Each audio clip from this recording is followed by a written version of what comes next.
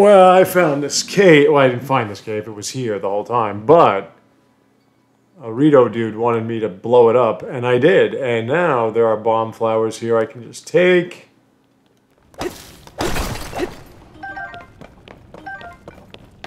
Take some more amber. What are you doing in here? Oh, that's you. Is that you?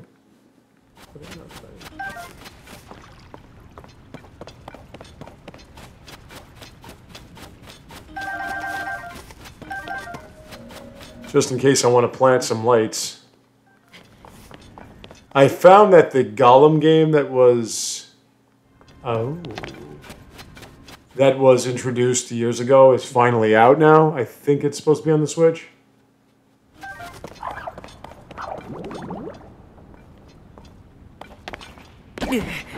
Yeah, okay, that does hurt.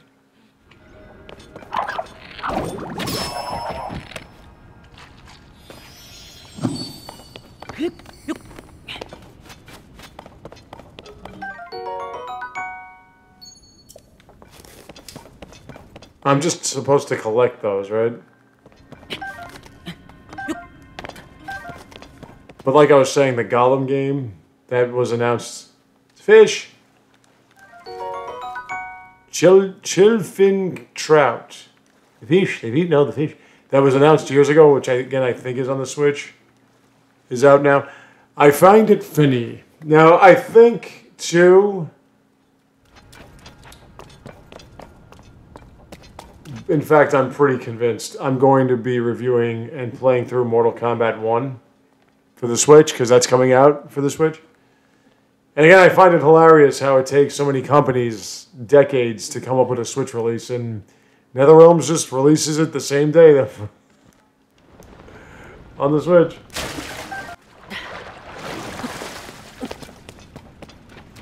Anyway, so I find it funny because Synthetic Man, who I will watch his reviews, but his reviews are more or less the same thing. The gaming industry is dead. All video games suck. And he just plays the PC PlayStation games, you know, the AAA games. And he also complains because people don't like the idea of billionaires just keeping all their money and not giving anyone an opportunity to, you know, live, eat, whatever. But it's funny because he was saying how the PlayStation, you know, Sony...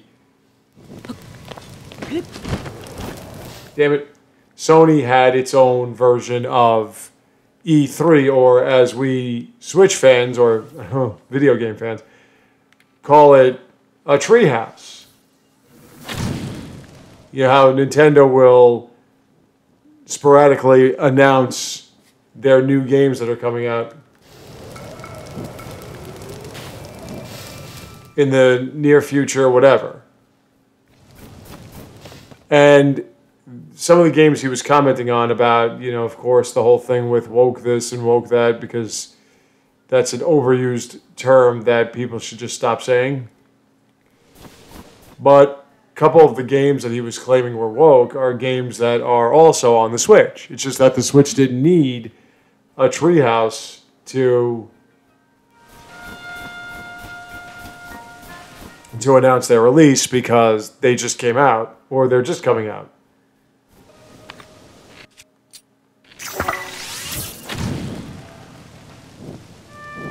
So Sony, in all of its glory of being this extraordinarily high-value AAA console game thing, whatever,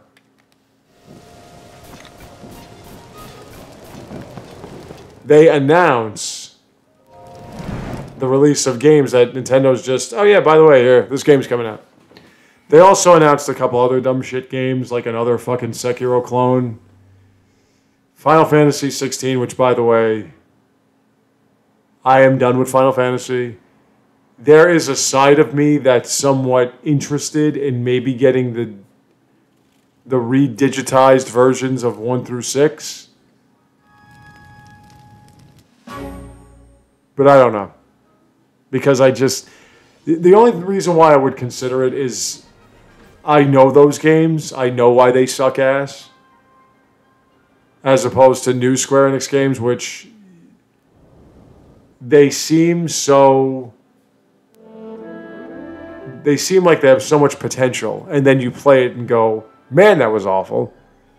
I'll give you, for instance, one of the games that they announced was a Square Enix version of Splatoon, where it's a bunch of modern Z generation types shooting like detergent on each other or whatever. And the thing about it is, I always say this about Square Enix, even if it were a good idea or it had been construed as a good idea, whatever they were doing,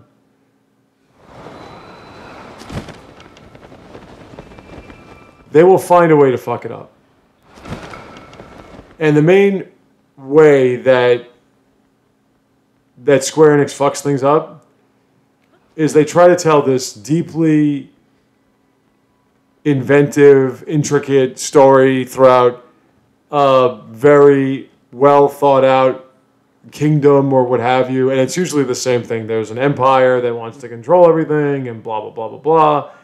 And they waste so much time on getting you familiar with the vernacular of the area and all the terms and everything and getting you so immersed in their universe and what have you. They spend so much time in their fucking cutscenes and all this other stupid shit. And ultimately, when you play the game, it's a game you've played a million times. Just that Square Enix thinks it's so incredibly inventive because they created this great storyline in this tremendous universe. And it's like, dude, I don't give a fuck. Another thing, too, is that they announced the re-release of fucking Snake Eater, which, if anyone knows anything about your Bookman, I find every single video game that Hideo Kojima had been a part of or whatever absolutely insulting to the human brain. It's disgusting.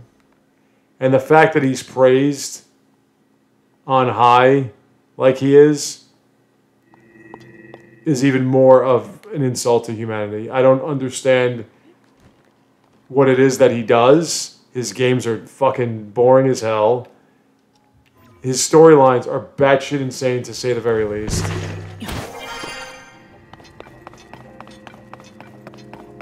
His characters are a complete joke. Oh yeah, this is Resident Evil. Everything that he does in terms of writing is an embarrassment to writing.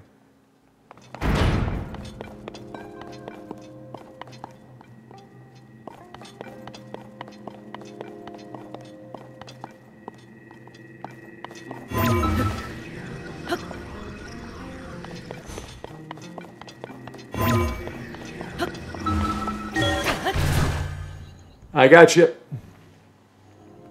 He just absolutely sucks in every way.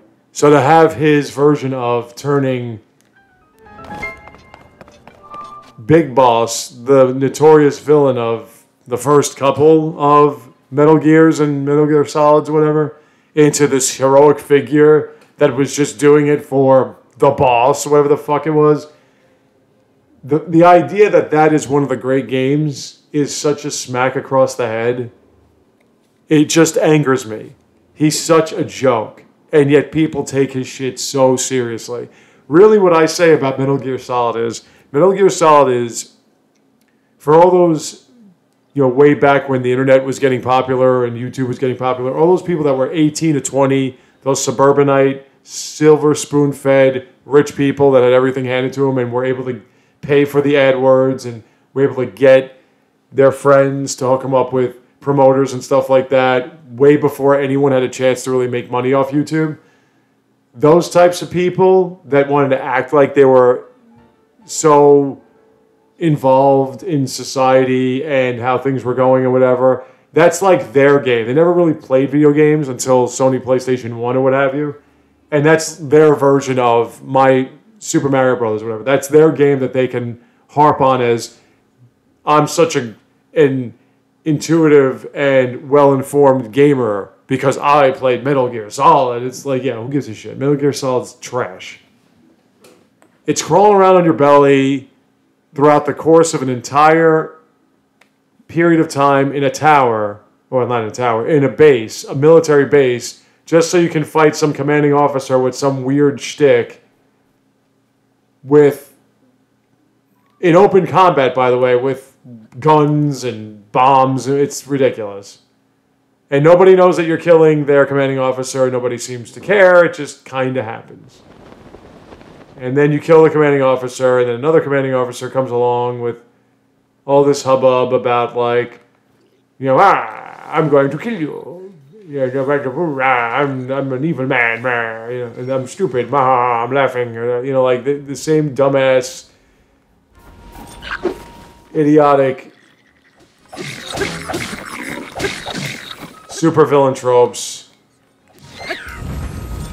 But then the sad part about it is he tries to make it seem as though he's such a great writer or something like that because, you know, he shows these... Wait, hold on. There we go. He shows the human side of these crazed individuals. You know, and again, that's just a sad, sorry excuse of writing. That's so pathetic. Oh, I didn't mean to do it. It was because I believed in a certain concept or what. Dude, nah, it's fucking stop. Marvel comic books, everybody does it all the time. Again, you have to understand something, people. And it took me a while to really figure this one out too. When you write, a character is not meant to be taken as a literal human being. A character is supposed to be a representation of a concept inherent in a story. So, attempting to write stories about people that you would relate to, whatever, it's a waste of time. That's not what stories are supposed to be. Stories are supposed to tell a deeper concept through simplistic storytelling with characters. Hi, baby.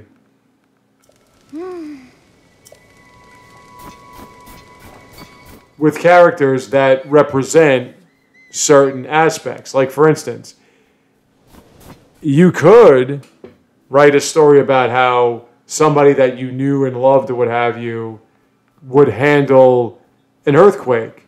Or you can write a story about the rise and fall of a certain civilization represented by an earthquake, and the characters involved are this group of people from that civilization, that group of people from, you know, like that's how you would be a good writer or a great writer even. That's how you would turn your hobby of telling stories into an actual art form. The concept of art is that you're supposed to help promote and progress culture and thought utilizing... Okay, so you're saying they're down here? They're over here.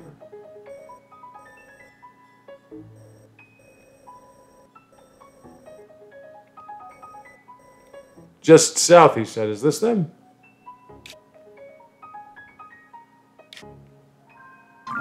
Well, let's follow this road. When you call yourself an artist, you have the responsibility of...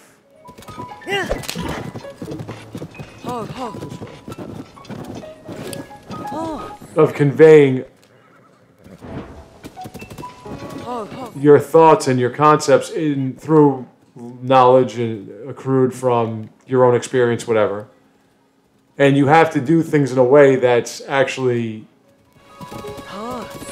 intelligent. It's actually clever. It's actually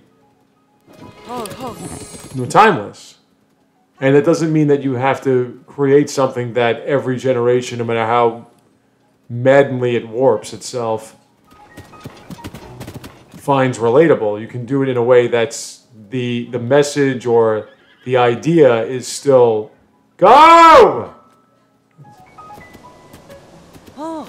Is still one that people can get behind or people can understand. So, I mean, one of the examples I always set, will you stop running into the fucking side and then yell at me? That's your fault. You're doing it to yourself. You're a sadomasochistic horse and I'm tired of it. I'm looking for a new horse, baby. You know, so like with music and stuff like that, music should be timeless. Music should be, you know, to this day, if I put on classical music, I'm just at peace. You don't get that from modern. Modern music just pisses me off. I mean, it's not even music, it's just noise. And I know I sound like an old man, because I kind of am, but really it's, as each generation passes, they try so hard, especially here in the United States, because the United States is not about following the rules and evolving them in a way that nobody thought. It's about breaking the rules. Just break the rules. You know, it doesn't matter what you do. It's just, oh, it's different. It's different. I'll leave you alone this time. You don't have to drop anything. Oh, wait, this is where I came from. So, okay, hold on. So that has to be the Rito Village. How do I get there?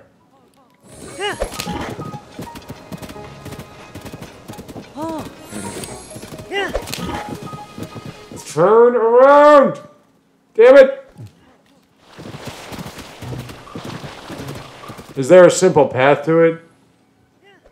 That's been here this whole time and I've just been missing it? Or is that where I came from? No, no, no. Hold on, hold on.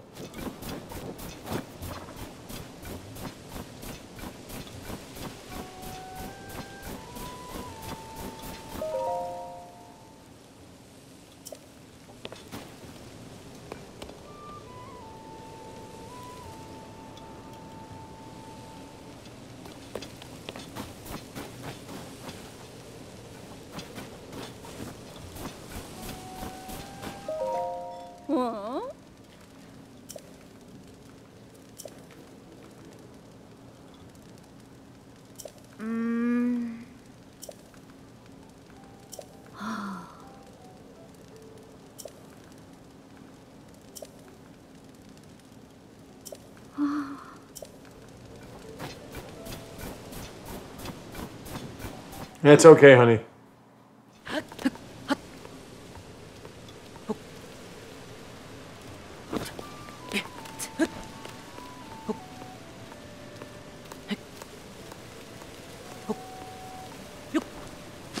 No, not that way.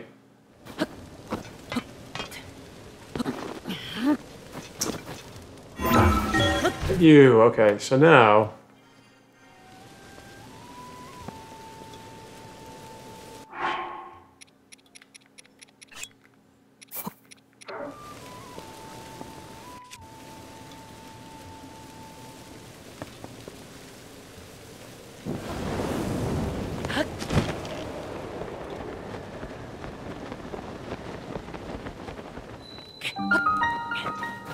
Come on, fix this bridge. What the hell?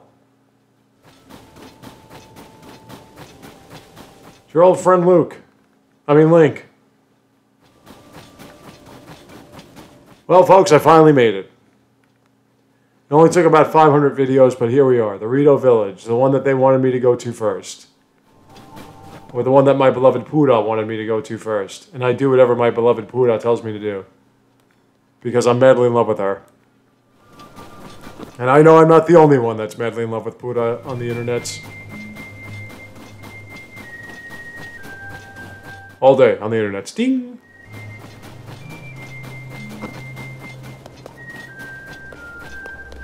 Hey guys, remember me? From last time?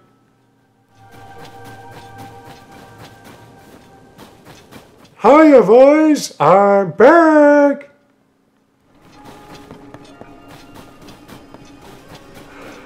A goddess statue. A garbage man. So anyway, like I was saying, so when you're writing, you want to have a deeper concept than just, you know, why I don't like fish or whatever, and you want to come up with something. If you want it to be timeless, you can write whatever you want to write about. But the characters are only there to divulge deeper in the storyline and represent certain aspects of it.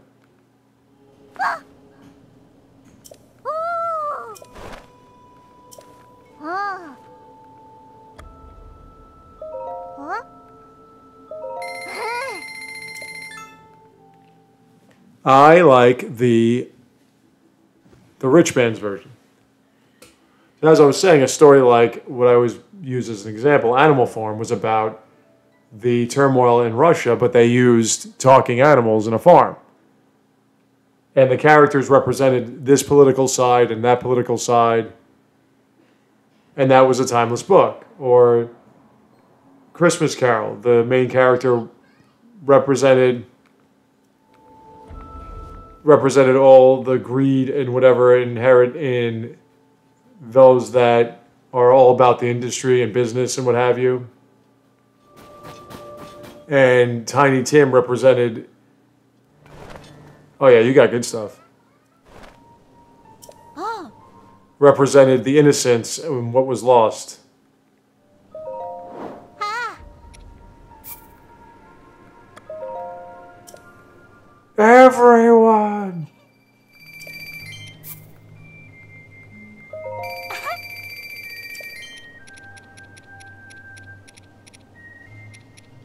Yeah, and again, that's why these tales are timeless.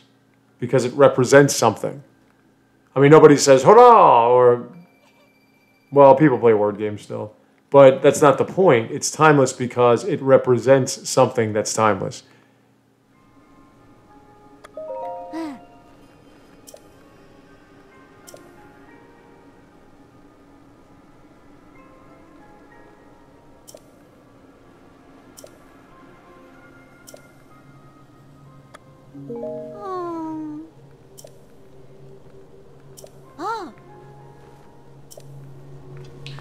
They have good shit. They have cane sugar.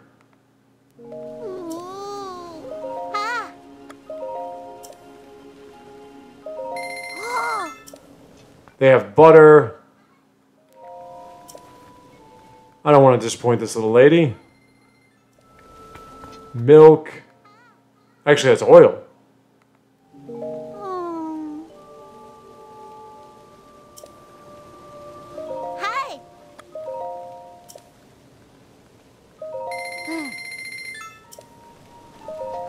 And I'll take your arrows.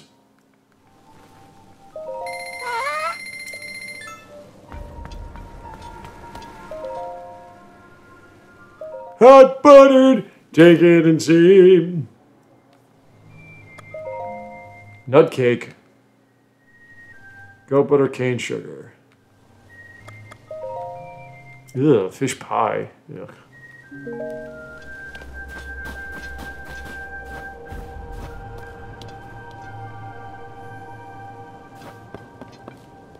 How much time do I have? Let's just go here for a sec. Because that would be a hard container. And I needs me a hard container. So anyway, like I was saying, that's what storytelling is supposed to be. But because the United States is filled with, and not just the United States, but anyone that lives on the internet more or less, is filled with a bunch of brainless, uneducated dipshits that think everything has to be taken at face value, we have good movies being compared to bad movies, and bad movies being enjoyed because it's got a bunch of good actors and actresses that they like, so since they like them, then it's a good movie. No, that's not what writing's about. Sorry. Don't mean to upset you, but writing is not about just making likable characters. That's not what writing's... Oh, shit. Okay,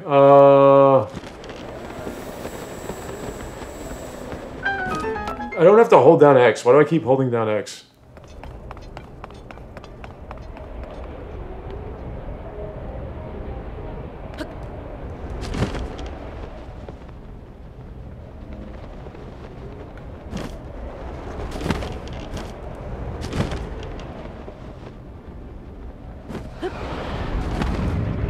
Damn it.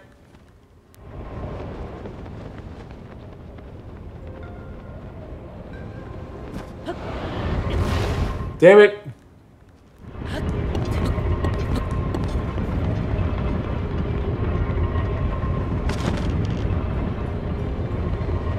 That was a lot easier than I made it out to be.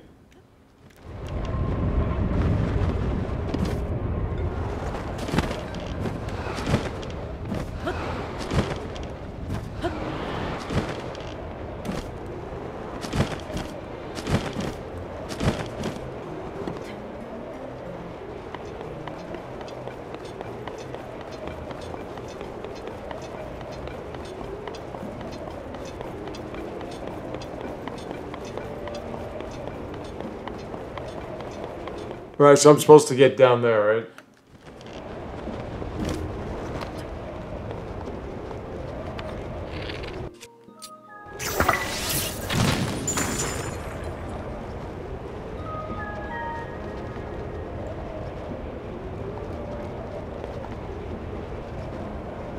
Sign of the cross, maybe?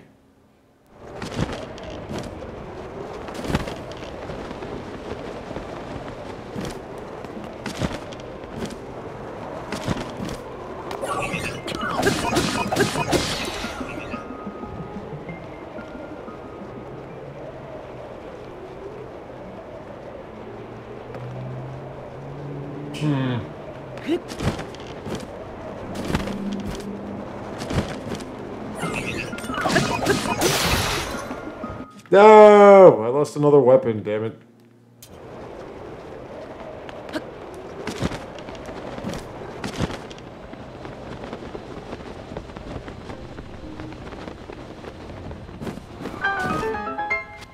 Yay! I did it!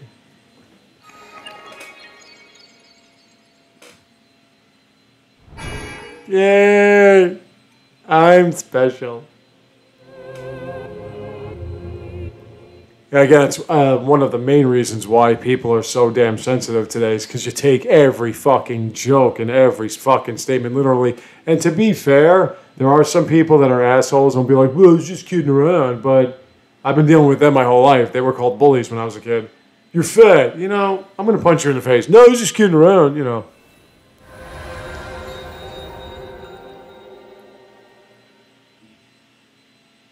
It's funny and pretty insightful how George Carlin was joking about this years ago. If not joking about it, yelling about it.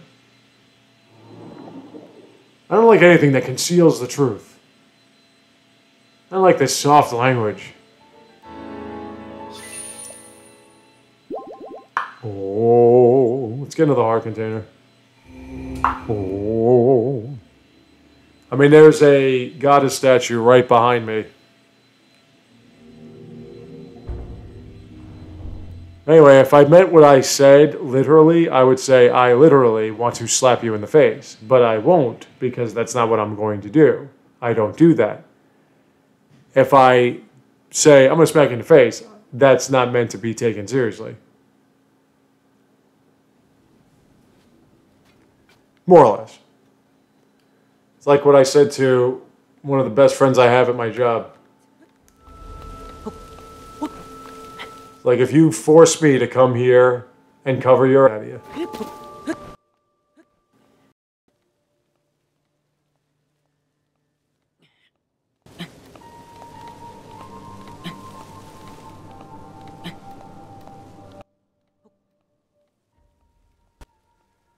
One of my fellow employees, if you force the bookman to be in this place more than I have to be, more than I'm scheduled to be, more than I have accepted to be, I am going to beat the shit out of you. Now, where was that statue? And where's that cake? That's the inn.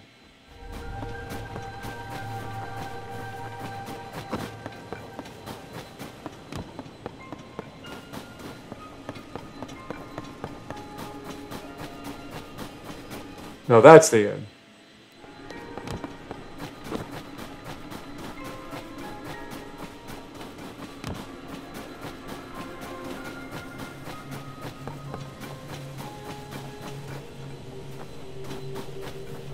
No, that's the end.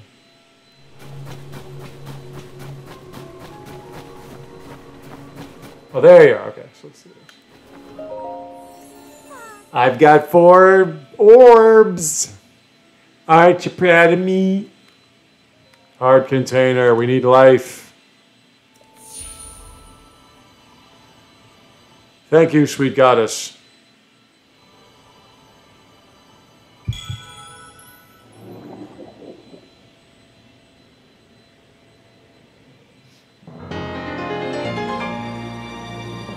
Yeah.